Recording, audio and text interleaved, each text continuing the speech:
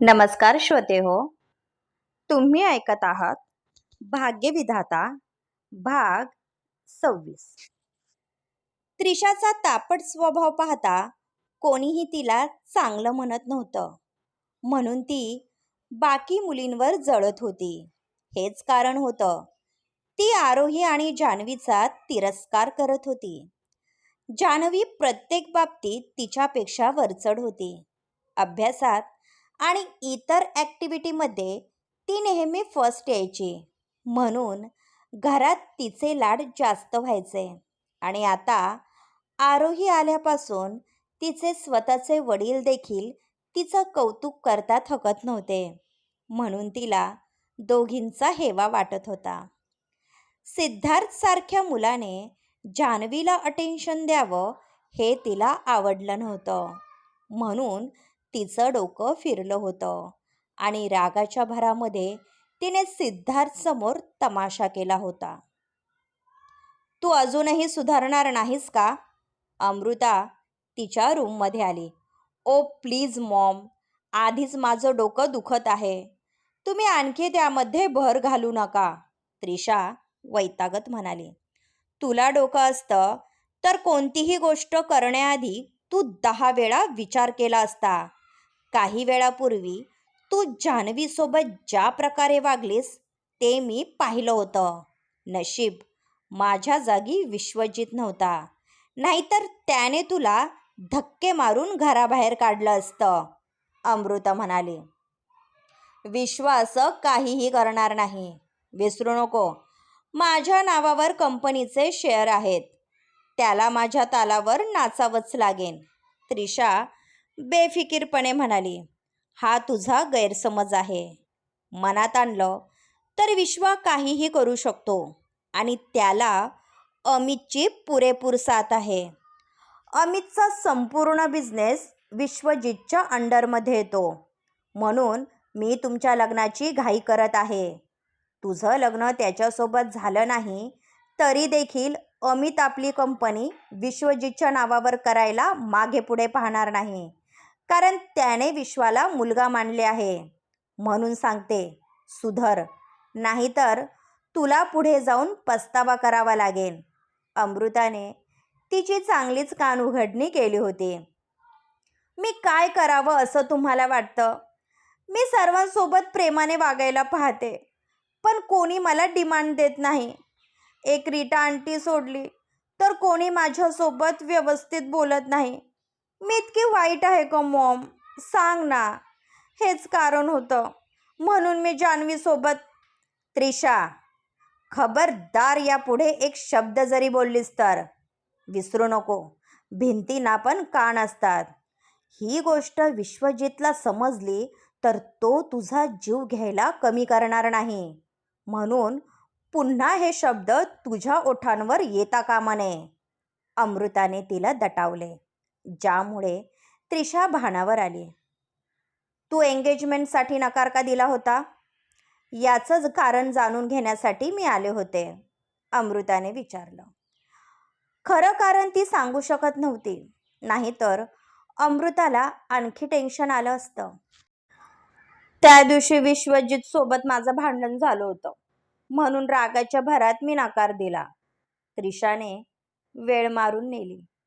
काही हरकत नाही, मी करते काहीतरी. तू आराम कर आणि डोक्यावर बर्फ ठेवत जा. तू आपल्या स्वभावाने घरातील प्रत्येकाचं मन जिंकलं तर विश्वजितला नकार द्यायला स्कोप राहणार नाही. तुला समजतं ना मी काय म्हणत आहे ते? अमृताने तिच्या डोक्यावरून प्रेमाने हात फिरवला. त्रिशाने हो मध्ये मान हलवली.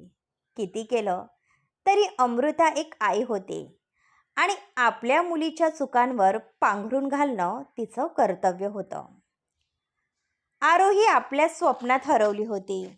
आपण अजूनही विश्वजितच्या मिठीत आहोत असंच तिला वाटत होतं. तिच्या कानाजवळ मोबाईलची रिंग वाजली आणि ती झोपेतून जागी झाली. तिने पाहिलं तर ती तिच्या रूममध्ये होती. रात्री बराच उशिराने विश्वजितने तिला तिच्या रूममध्ये आणून झोपवलं होतं. कालचा क्षण आठवून तिचे गाल ब्लश करत होते. ती हसतच बेडवरून उठली. जान्हवी एकटीच गॅलरीमध्ये बसली होती. तिची नजर शून्यात कुठंतरी हरवली होती. कालपर्यंत तिच्या चेहऱ्यावर तेज होतं, जे निवळलं होतं. तिच्यामध्ये अचानक झालेला बदल आरोहीला समजला होता. पण जसा नर्सने तिला काल घडलेला प्रकार सांगितला, तिला भरून आलं. आरोही तिच्या जवळ गेली आणि तिच्या डोक्यावरून प्रेमाने हात फिरवला. माझ्या नशिबात प्रेम नाही आरोही. माझ्यासारख्या हँडिकॅप मुलीवर प्रेम तर सोड, कोणी मुलगा फ्रेंडशिप पण करणार नाही. माझ्यामुळे सिद्धार्थला खाली मान घालावी लागली, म्हणून मी ठरवलं आहे यापुढे त्याच्यासोबत बोलायचं नाही. जान्हवीची अवस्था पाहून तिचं काळीज तीळ तीळ तुटत होतं. यापुढे मी तुला कोणताही सल्ला देणार नाही, पण एक वचन देते. एक दिवस तू स्वतःच्या पायावर उभी राहशील आणि त्यावेळी ज्यांनी तुला कमीपणा दाखवला आहे त्यांची तोंडं आपोआप बंद होतील. हा माझा विश्वास आहे. आरोहीने तिचे अश्रू पुसले. यावेळी त्रिशाने हद्द पार केली होती. जान्हवी. दोघींनी आवाजाच्या दिशेनं पाहिलं तर समोर सिद्धार्थ उभा होता, जे जान्हवीसाठी अपेक्षित नव्हतं. सिद्धार्थने तिच्यासाठी फुलांचा बुके आणि खूप सारे चॉकलेट्स आणले होते. तो शांतपणे तिच्यासमोर गुडघ्यावर बसला आणि तिच्या मांडीवर बुके आणि चॉकलेट ठेवले. मला तुझ्यासोबत फ्रेंडशिप करायला आवडेल. तुला जर वाटत असेल की मी तुझ्यावर दया दाखवत आहे, तर हा तुझा गैरसमज आहे. तुझ्यासारखी टॅलेंटेड आणि हुशार मुलगी माझी फ्रेंड झाली तर मला आनंद होईल, सिद्धार्थ मनापासून म्हणत होता. सॉरी सिद्धार्थ, मी तुझ्या फ्रेंडशिपच्या लायक नाही. माझ्यामुळे कोणी तुझ्यावर बोट दाखवलेलं मला आवडणार नाही. जान्हवीने चेहरा फिरवला. सिद्धार्थ तिची व्हीलचेअर आरशासमोर घेऊन आला. मिस आरोही, प्लीज कम, सिद्धार्थने आवाज दिला आणि आरोही तिथे आली. Look at her. हिच्यासारखी स्मार्ट आणि ॲक्टिव्ह मुलगी मी आजपर्यंत पाहिलेली नाही. स्वतःची आवड म्हणून तिने ज्या पेंटिंग बनवल्या आहेत त्या ऑक्शनमध्ये गेल्या तर लाखोची कमाई करतील. हे मेडल्स आणि ट्रॉफी तिच्या बुद्धिमत्तेचं प्रतीक आहे. फक्त पायाने चालता येत नाही म्हणून तिच्या बाकी गुणांना तुम्ही नजरअंदाज करू शकत नाही. उलट माझ्या नजरेमध्ये ती स्ट्रॉंग आहे. तिच्या डोळ्यांमध्ये आत्मविश्वास आणि स्वप्न पाहण्याची धमक आहे. एक दिवस तिची सर्व स्वप्न पूर्ण होतील. आता तरी या गरीबासोबत फ्रेंडशिप करशील? सिद्धार्थने हात पुढे केला. जान्हवीने तिचा हात त्याच्या हातामध्ये दिला. त्या दोघांना एकत्र पाहून आरोहीला आनंद झाला होता. बाय द वे, आमच्या जानूला चॉकलेट्स अजिबात आवडत नाही. ते मी घेतले तर चालतील ना? आरोही मुद्दाम चिडवत म्हणाली. अजिबात नाही हा, मला चॉकलेट्स आवडतात. मी कोणालाही देणार नाही, जान्हवी लहान मुलीसारखी हट्ट करत म्हणाली. तसे दोघेही हसायला लागले. सिद्धार्थने स्वतःच्या हाताने तिला चॉकलेट भरवलं. आज तुम्हा दोघींचा काय प्लॅन आहे? आपण मस्त बीचवर फिरूयात. बाहेर छान हवा सुटली आहे, सिद्धार्थ म्हणाला. तसा जान्हवीचा चेहरा पडला.